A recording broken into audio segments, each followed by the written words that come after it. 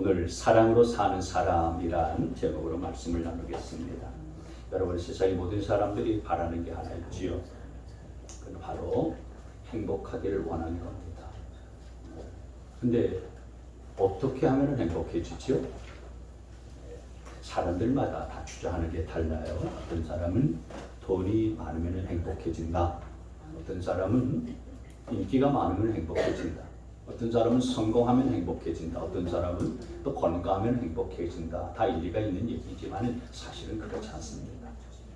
아무리 돈이 많아도, 그리고 아무리 인기가 높아도, 아무리 성공한다 할지라도 사람은 행복해지는 거 아닙니다. 여러분, 사람은 사랑할 때 행복해집니다.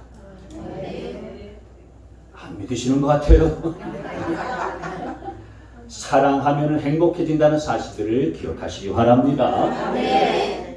오늘 이 고린도전서 13장의 말씀은 우리가 잘 아는 말씀 아닙니까? 특별히 성경에서 사랑의 장이라고 아주 유명한 말씀입니다.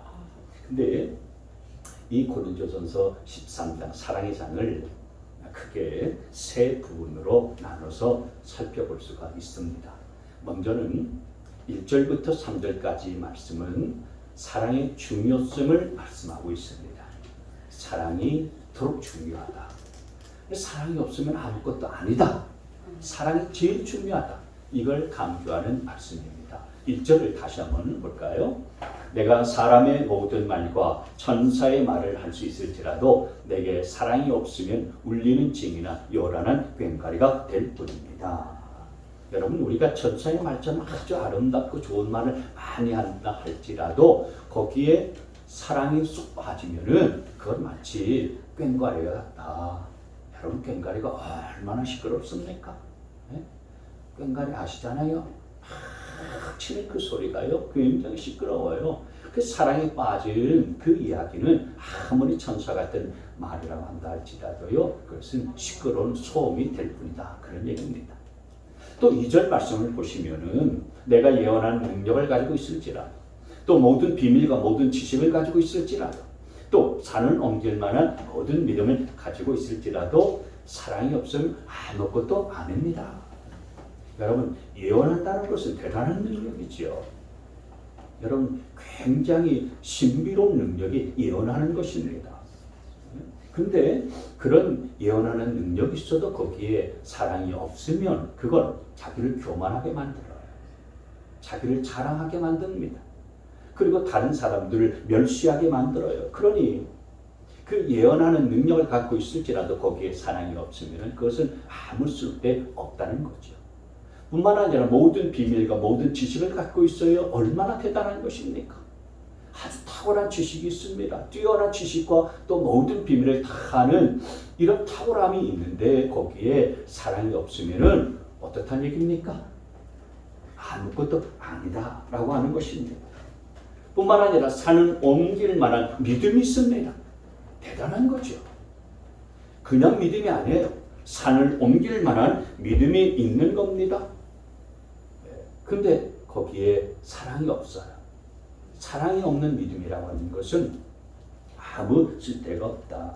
여러분, 사랑이 빠진 그 믿음은 자기가 제일 잘 믿는다고 생각해요. 자기가 제일 잘났다고 그렇게 여겨요. 그래서 다른 사람을 멸시하고 다른 사람의 신앙을 우습게 여깁니다. 어떻게 예수를 그렇게 믿노?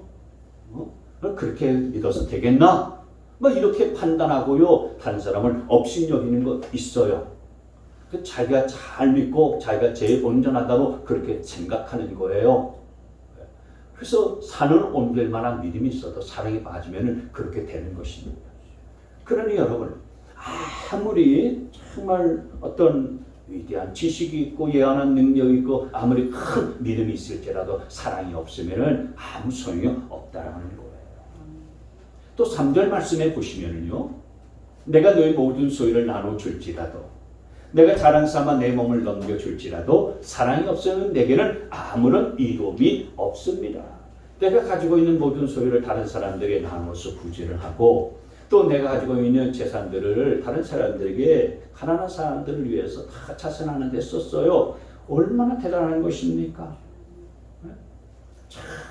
참 기가 막힌 거 아니겠어요? 그러나 그런 엄청난 구제를 하고 자선 사업을 한다 할지라도 거기에 사랑이 없으면은 아무것도 아니란 거예요.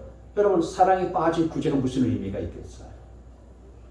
사랑이 없는 그런 자선이 무슨 의미가 있겠습니까? 자기 이름 내려고 하는 것일 뿐이지. 그래서 여러분, 아무리 위대한 지식이나 또 아무런 위대한 능력이나 아무런 위대한 구제를 한다 할지라도 거기에 사랑이 없으면은 그건 아무것도 아니에요. 폐기물과 똑같은 거예요. 폐기물. 여러분, 그렇게 잘 달리는 좋은 자동차가 폐기된 거 보셨어요? 그 폐차장에 있는 폐기된 그 자동차를 가만히 보세요. 유리창 다 깨지고요, 다 구부러지고, 그리고 완전히 막 녹슬어 버려가지고 흉물이 되어버리지 않습니까? 아무 쓸모 없어요. 그냥 고물 처리하는 것뿐이지. 마찬가지예요. 아무리 지식이 있고 예언하는 능력이 있고 믿음이 뛰어나다고 할지라도 거기에 사랑이 없으면은 아무 소용이 없다는 거예요. 아무 쓸모가 없는 거예요. 여러분, 우리가 예전에 캠코더를 가지고서 비디오를 찍던 그런 시대가 있지 않았습니까? 네. 그런데 그 비디오를 찍으려면은 반드시 캠코더를 온, 오프가 있는데 온으로 켜놔야 돼요. 빨간 불이 들어올 수 있도록 켜놔야 돼요. 그런데 비디오를 열심히 찍었어요. 기가 막힌 광경과 장면들을요 열심히 찍었어요. 나중에 보니까 아무것도 찍히지 않은 거예요. 왜 그렇습니까? 그렇죠? 온을 켜놓지 않은 거예요. 빨간 불이 들어오지 않은 상태 가운데서 비디오를 찍은 거예요. 그러니 찍어봤자 아무 소용없는 일들이 되어버려 버린 거지요. 그렇습니다. 어떤 것이든지 무엇이든지 간에 여러분, 사랑에 빠지면 아무 소용이 없는 일이 되어져 버리는 거예요. 사랑에 빠지면 그 실력도, 그 돈도, 그 인기도 아무것도 아닌 것입니다. 예. 사랑에 빠지면 정말 성경 말씀대로 아무것도 아닌 거예요. 여러분, 모든 것에 사랑에 빠지면 아무것도 아니라는 사실들을 잊지 않게 되어지기를 바랍니다. 사랑이 그래서 그만큼 중요하다는 겁니다.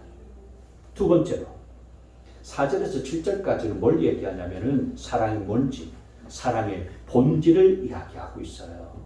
사랑의 본질. 이 4장에서 7절까지는 사랑의 본질을 14가지로 쭉 소개하고 있거든요. 그 14가지를 다 일일이 말씀드릴 수 없으니까 그 14가지를 3가지 구조로 나누어서 이렇게 볼 수가 있어요. 3가지. 첫째는 사랑은 오래 참는다. 이 오래 참는다라고 하는 것과 관련되어진 구절이 7가지가 나와요. 7가지. 4절에 보시면 오래 참고, 또 5절에 보시면은 성내지 않고 원한을 품지 않는다. 7절에 보시면은 모든 걸 덮어주고 모든 걸 믿으며 모든 것을 바라며 모든 것을 견딘다. 이 7가지는 오래 참는 것과 관련되어지는 그런 말씀이거든요. 7가지가 그래서 다 같은 부류예요. 오래 참는다라는 것에 속하는 같은 부류입니다. 성경에서 말하는 사랑이라고 하는 것은 남녀 간에 불붙는 그런 사랑을 말하는 거 아니에요. 성경에서 말하는 사랑은 화내지 않고 오래 참는 것, 그게 성경에서 말하는 사랑입니다. 여러분, 사랑하면 화낼 수밖에 없는 상황 속에서도 그냥 참아요. 쉽게 화내고 쉽게 폭발하는 것은 사실 사랑이 부족해서 그런 거예요. 사랑하면 고슴도치처럼 까다롭지 않습니다. 사랑하면 고슴도치처럼 찌르지 않아요. 사랑하면 양처럼 따뜻하고 온순해요. 사랑은 모든 걸 잘 견뎌냅니다. 불평 없이 잘 견뎌내요. 감리교회 창시자가 요한 웨슬레라는 분이거든요. 근데 이 요한 웨슬레라는 분의 아내가 수잔나라고 하는 분이에요. 수잔나. 이 요한 웨슬레와 수잔나 사이에 19명의 자녀가 있었어요. 근데 9명은 죽고 10명이 살았어요. 그래서 그 10명을 이 요한 웨슬레의 부부가 키웠는데, 이 요한 웨슬레의 부인인 수잔나 여사는 자녀 양육을 잘한 것으로 굉장히 유명해요. 특별히 자녀를 양육할 때에 아주 잘 참았다고 합니다. 그래서 그 인내심이 남편 요한 웨슬레까지도 감동시킬 정도로 아주 인내심이 컸던 그런 부인이었다는 거예요. 그래서 남편이 어느 날 당신이 어떻게 똑같은 일을 가지고서 거의 20번이나 그렇게 참아낼 수 있었어? 이렇게 물으니까 이 수잔나 여사가 이렇게 대답을 했다는 거예요. 내가 19번까지만 참았더라면 어떻게 되었을까요? 그래도 20번이나 참았으니 이만큼 좋아졌지 않습니까? 이렇게 이야기를 하더라는 겁니다. 여러분, 화를 내면 누가 손해입니까? 화를 참지 못하고 화를 내면은 사실 자기 자신만 손해인 거예요. 여러분, 화는 자기 자신에게 독을 쏟아붓는 겁니다. 화내서 사람들이 다 병드는 거예요. 화는 불입니다. 속에서 막 불이 난다, 열난다 그러잖아요. 이 화는 불이에요. 화는 에너지예요. 근데 이런 에너지를 긍정적인 에너지로 바꿔야 되는 것입니다. 그래서 화가 났을 때는요, 그 에너지를요 바꾸고 전환시켜야 되는 거예요. 그래서 화가 막 나고 열을 받치게 되어지면 말이죠, 일단 화장실에 갔어요. 화장실에 가가지고 말이죠, 물을 내리면서 그 화를요 화장실에 확 그냥 쏟아 부으셔야 되는 것입니다. 한 번 내리는데도 화가 가라앉지 않게 되면 또 두 번 또 누르세요. 그리고 또 두 번 안 되면 세 번 그냥 화장실 물 내리면서 화를 쏴 쏟아 버리시기를 바랍니다. 네? 그래서 화를 이 에너지를요 하면 이 화나는 에너지를요 부정적인 에너지 막 열받게 하는 에너지를요 그냥 쏟아 버려야 되는 것입니다. 그렇지 않고 폭발시키면요 괜히 나만 병들어요. 나만 병듭니다.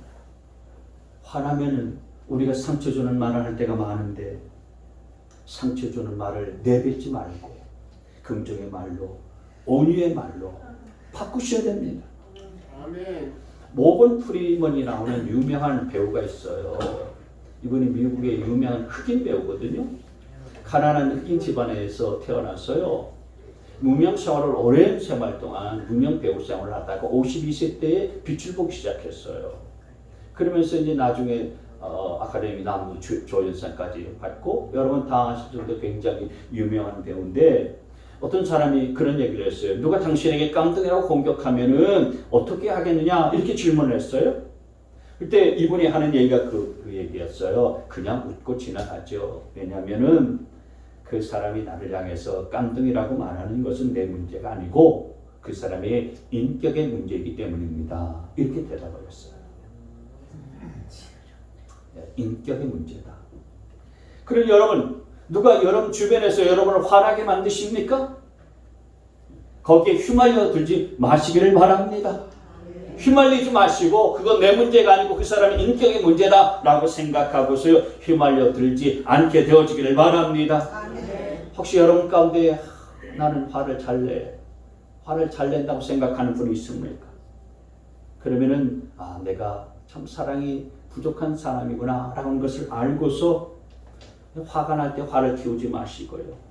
그 화가 나는 에너지를 바꿔서 온유함으로 표현할 줄 아는 사랑을 키울 수 있게 되어지기를 바랍니다.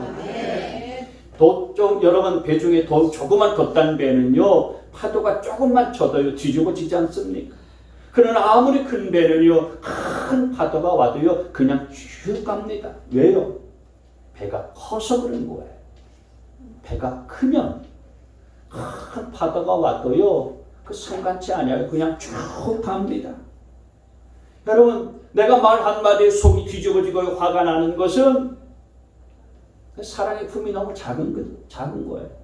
내 품이 너무 작기 때문에 그런 거예요. 그러니 여러분 사랑의 품을 자꾸 키울 수 있게 되어지기를 바랍니다.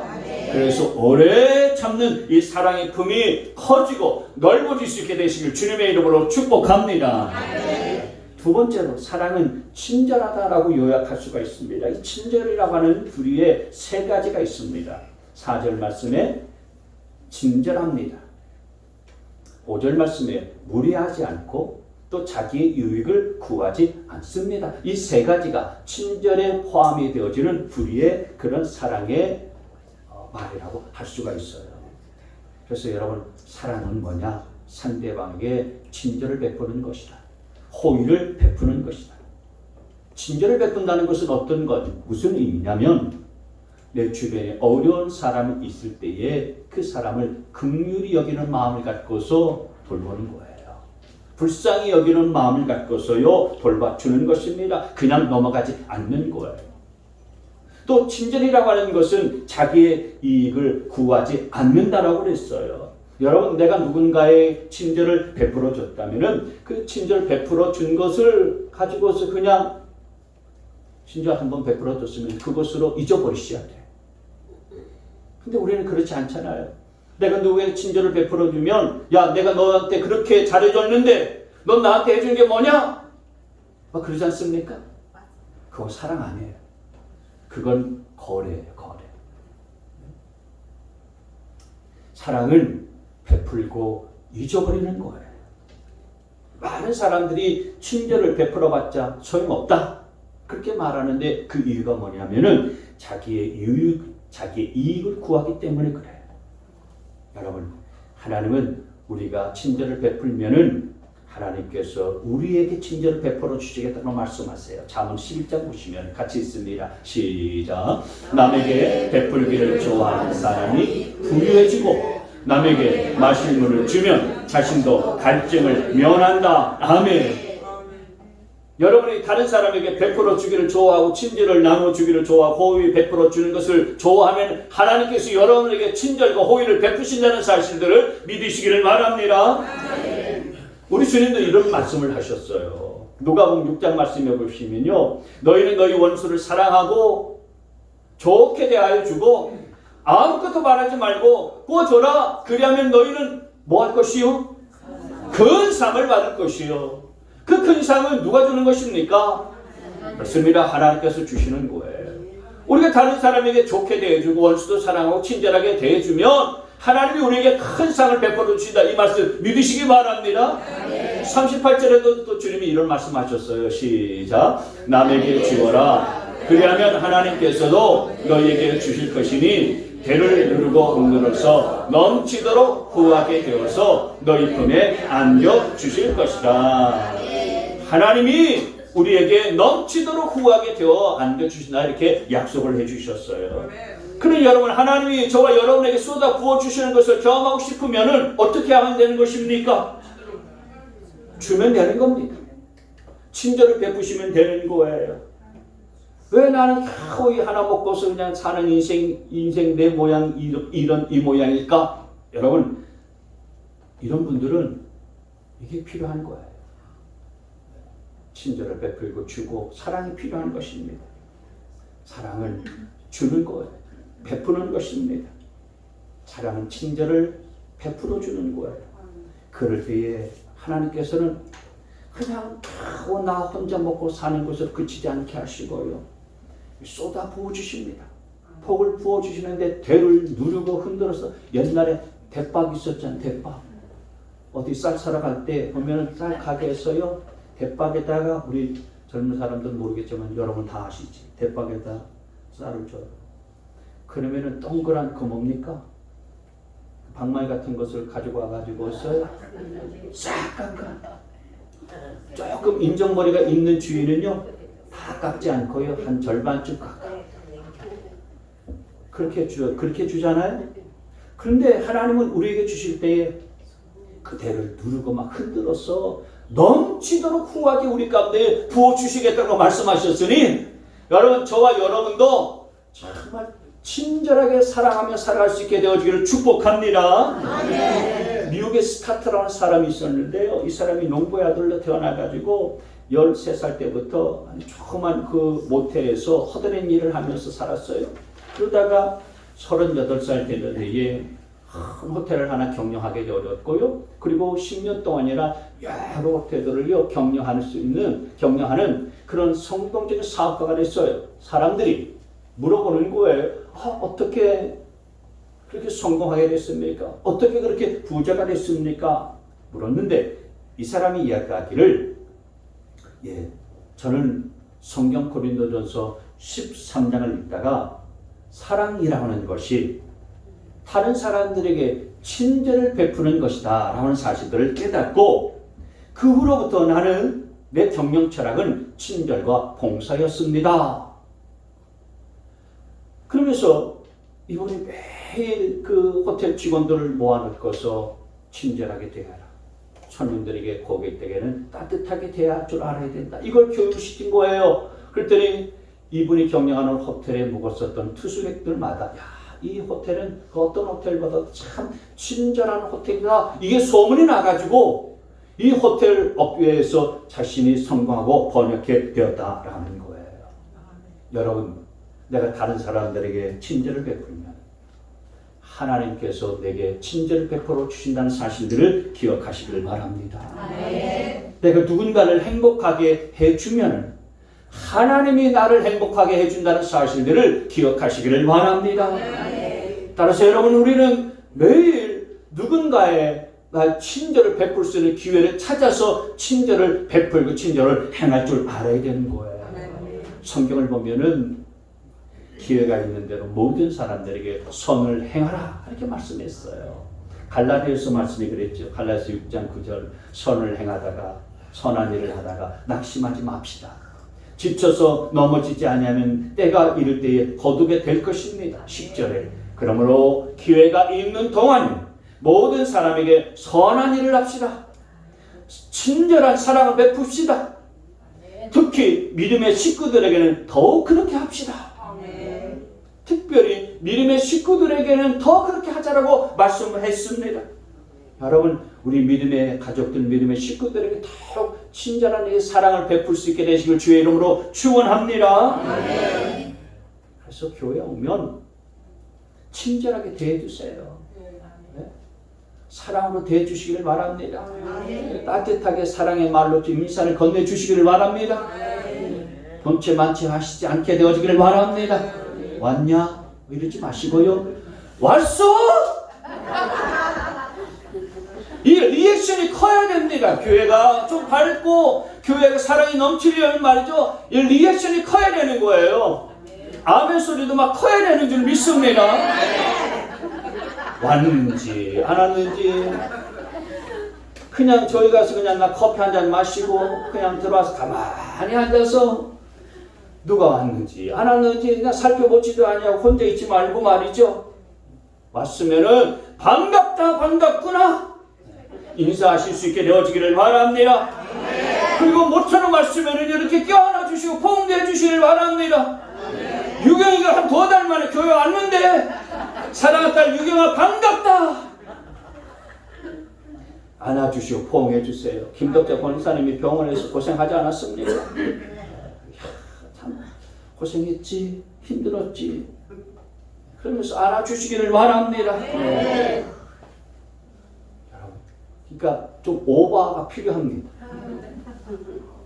친절에는요 내가 오바가 필요합니다. 오바해도 괜찮아요. 교회에서는요 사랑의 오바는요 너무너무 절실합니다. 사랑이 인색한 것이 문제지 여러분 사랑의 오바는요 너무너무 중요한 거예요. 참 과도하게 사랑을 베풀고 환대도 괜찮아요.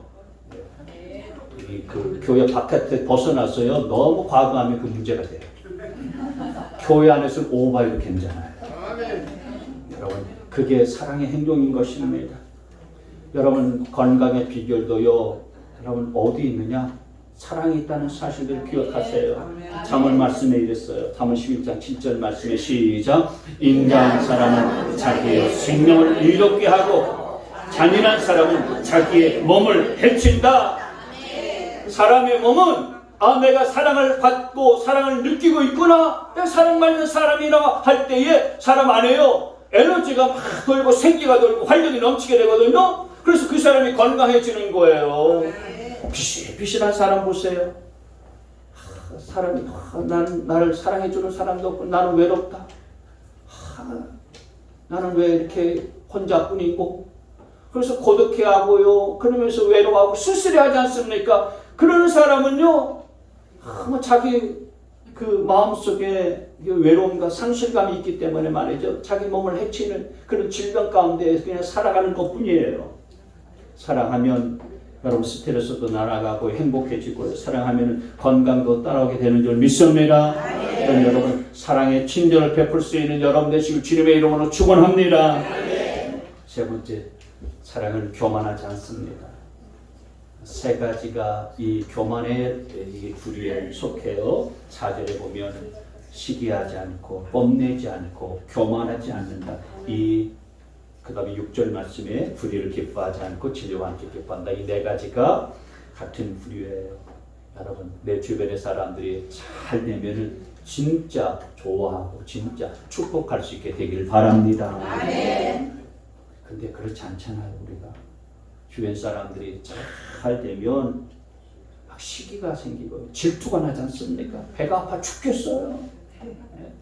저도 그래요. 다른 교회 부흥하고 다른 교회 잘 되는 거 보면 왜 우리 교회는 부흥이 안 될까? 막 배가 아파 죽겠습니다. 이번에 집회 가서도 말이죠. 은혜가 철철철철 넘쳐요. 권사님들이 은혜 받고 안 믿는 분들도 오고요. 또 주변에 그 조그만 동네인데도 불구하고 주변에 다른 교회에서도 막 오고, 목사님 네 분이 처음에 얼마나 나올까 막 걱정했다는 거예요. 야, 그러니 그냥 우리끼리만이라도 그냥 은혜 받자, 그렇게 생각을 했었는데, 하나님께서 막 첫날부터 말이죠, 안 믿는 사람들도 오고, 주변에 저것 어떤 엉뚱한 교회에 갔었던 분들도 오기 시작했고요. 새로운 분이 막 오기 시작하고요. 전혀 예상치 못했던 분들, 원래 계셨던 분들은 뭐 병원에 가고 또 어디 요양원에 가고 그래서 몇 분이 빠졌는데, 설렁하겠다 싶었는데, 하나님께서 새로운 가족들, 또 오랜만에 나오는 분들, 막 여기서 한 17명이 새로 나왔어요. 그러니까 목사님이 얼마나 신나겠어요? 제가 그거 보면서 얼마나 배가 아팠겠습니까? 하나님, 우리 교회도 참 매주같이 새로운 영혼들이 들어오는 부흥의 역사가 나타나게 해주십시오. 배가 아프면서도 제가 그렇게 기도했거든요. 여러분, 남이 잘 되면요, 함께 기뻐해주고 함께 즐거워하고 함께 축복해줄 수 있게 되어지기를 바랍니다. 그 잘 되면 이유가 있지 않겠어요? 잘 되면 이유가 있으니까 우리가 잘 된 이유를 배우면 되는 거예요. 배합하고요, 그것 때문에 시샘하고 질투할 이유가 없는 것입니다. 내가 시기하고 질투하고요, 그 배합하면 내 주변에 사람 다 떠나가더라고요. 다 떠나가요. 내가 뭔가 뽐내고 자랑하면은요, 주변에 있는 사람들 다 떠나가고 마는 것입니다. 그래서 여러분, 교만하면 내가 가지고 있는 축복도 다 사라져버리고 다 떠나가 버리게 되어져요. 어떤 그 유대인 할머니가 있었는데, 그분이 참 짜증나고 힘든 환경 속에서 항상 평안함과 온유만 잃지 않고 있는 그런 유대인 할머니였어요. 늘 사람들에게 따뜻하고 또 친절한 그런 사랑을 말해주는 분이었는데, 주변의 이웃들이 어떻게 할머니는 그렇게 사람들에게 따뜻한 사랑을 줄 수 있냐 이렇게 물으니까, 이 할머니가 눈물을 글썽이면서 이렇게 말했어요. 사실 난 어렸을 때에 아주 못되고 쌀쌀맞고 남의 잘못을 매정하게 지적하는 심술궂은 아이였습니다. 그런데 나는 2차 세계대전 때 어린 동생과 함께 부모와 떨어져서 독일군에 잡혀서 아우슈비츠 강제 수용소에 들어가게 됐습니다.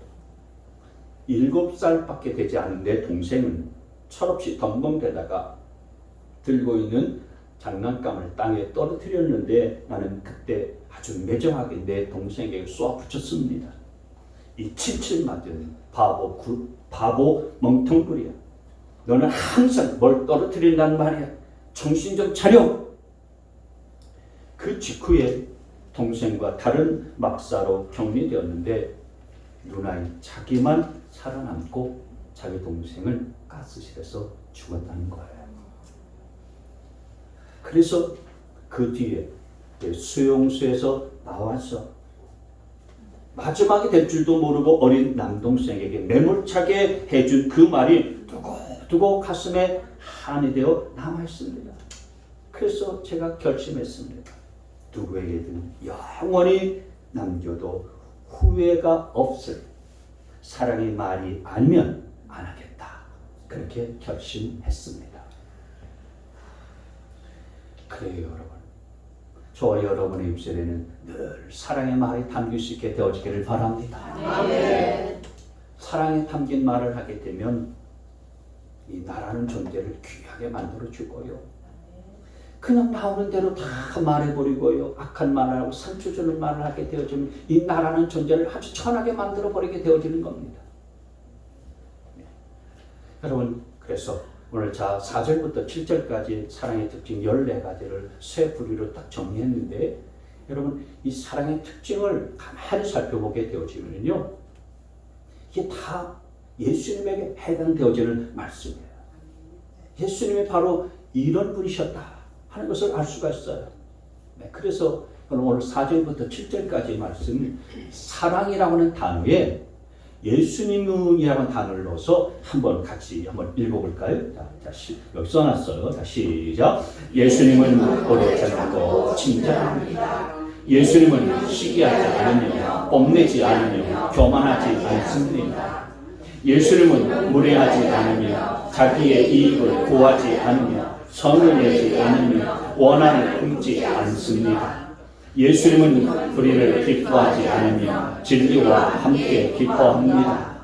예수님은 모든 것을 덮어주며 모든 것을 믿으며 모든 것을 바라며 모든 것을 견딥니다. 아멘.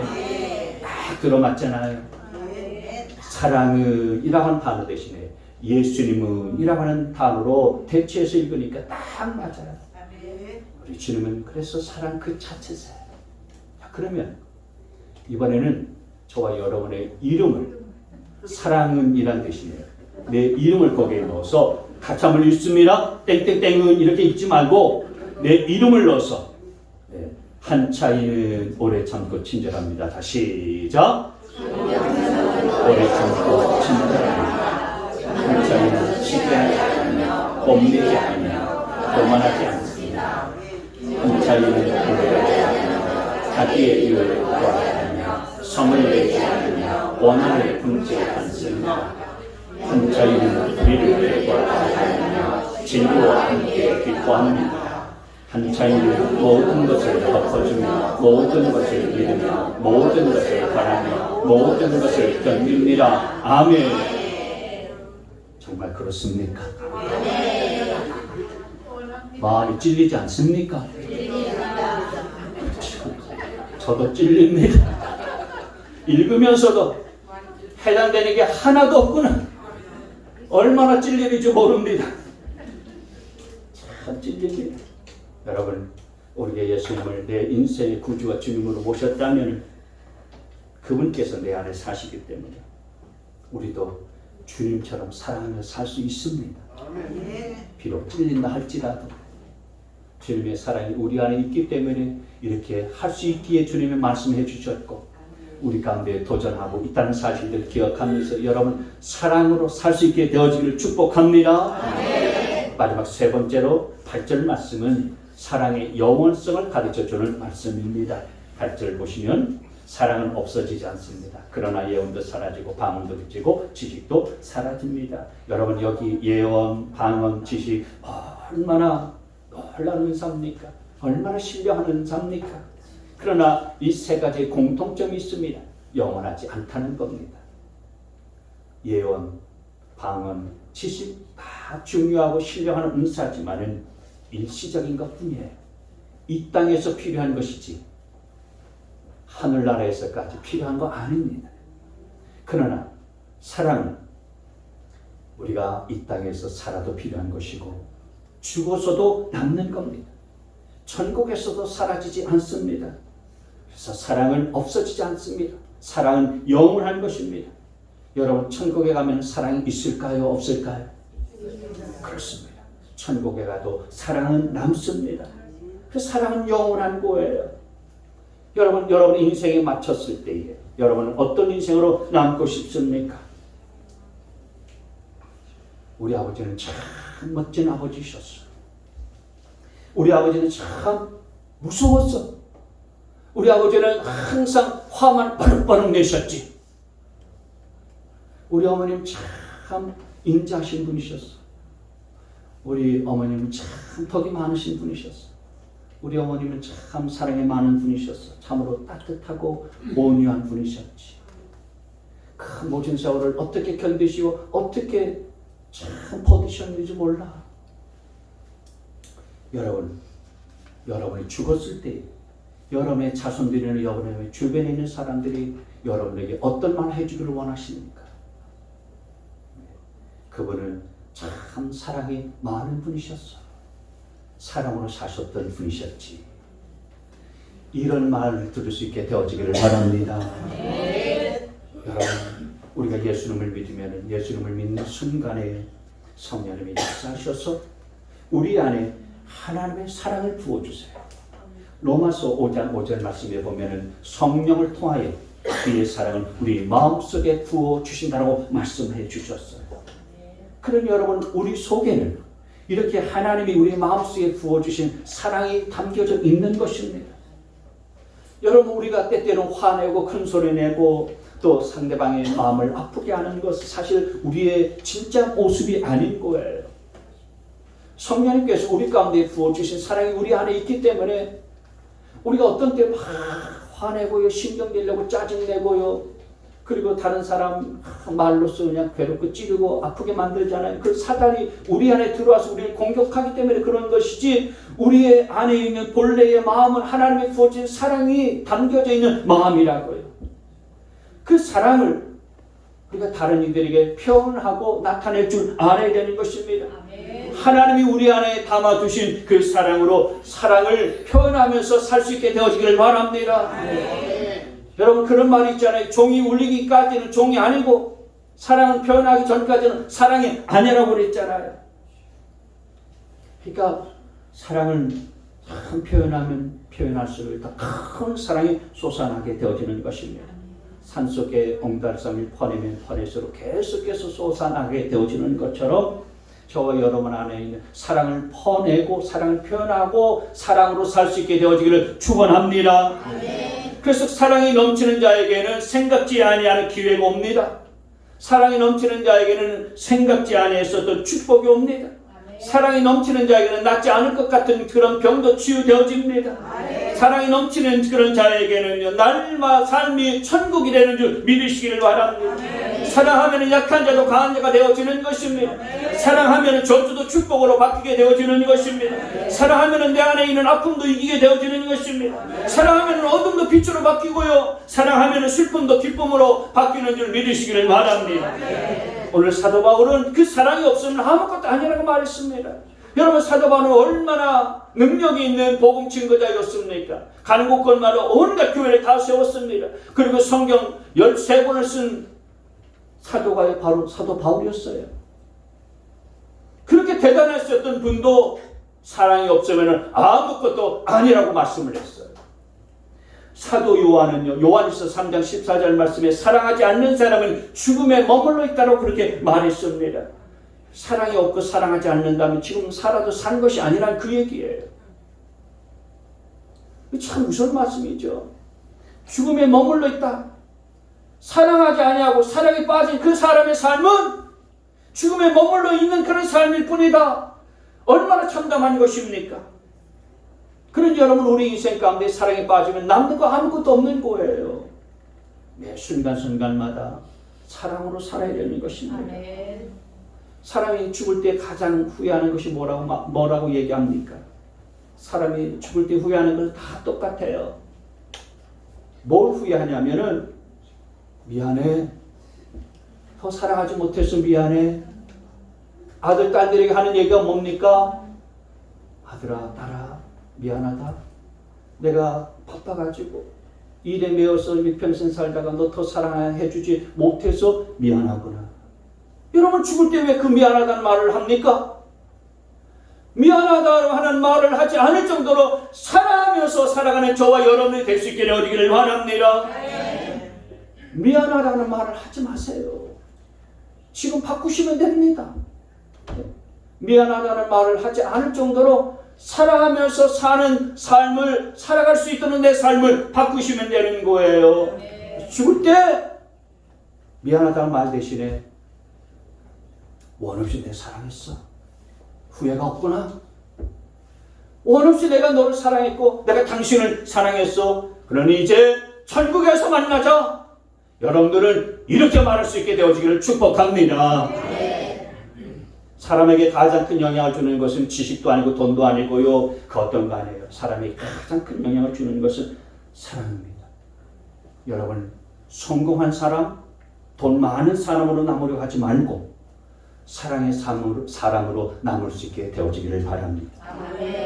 누가 인생을 가장 잘 산 사람입니까? 사랑을 가장 많이 한 사람입니다. 누가 행복한 인생을 산 사람입니까? 사랑하면서 산 사람입니다.